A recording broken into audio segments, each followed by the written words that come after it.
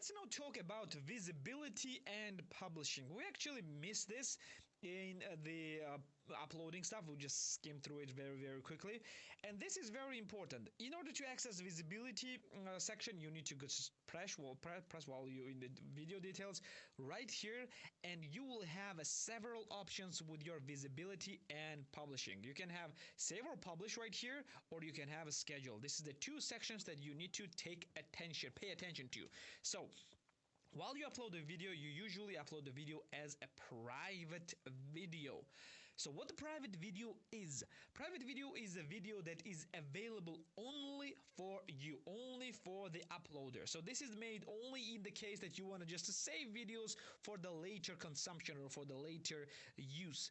This is only for you. So this, if you upload the video in private, it's going to be available only for you. It's not going to be available for everyone, not with a link. Nobody can access and find the video. It can be available only for you.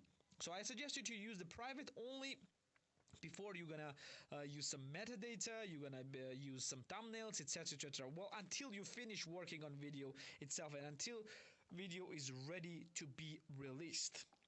Next is unlisted. Unlisted video is type of video that can be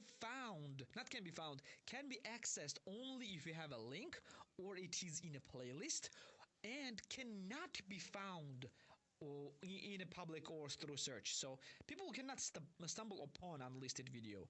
You can send a link to them and then only they can get there. So unlisted videos are used only if you have a type of videos that you don't want to be looked in the public, or if you want to share video with someone without getting just an algorithm and potentially getting seen by recommended and by everyone. So that's the only place that you want to see your unlisted. Or if you want to do it in playlist, because in playlist still might be public and the video will be unlisted in it, and still it can be accessible only through playlists.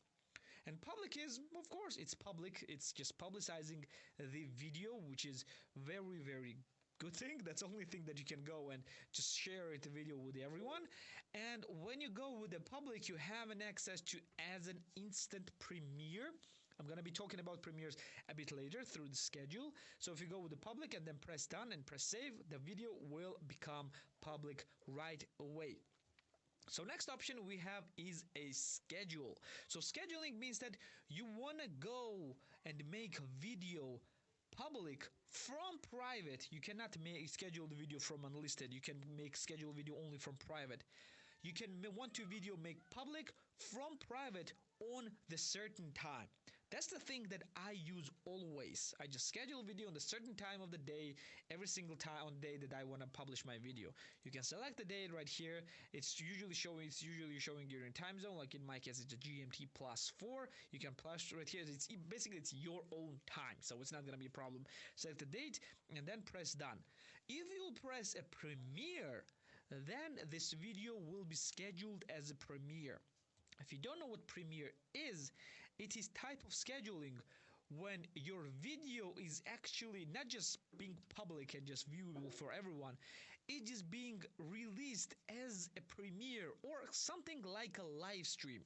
So your subscribers will get that video will be premiered on a certain date, and it will be available. People can access, people can see this video, but when they open it, they will see that video will premiere on the date that you chose right now.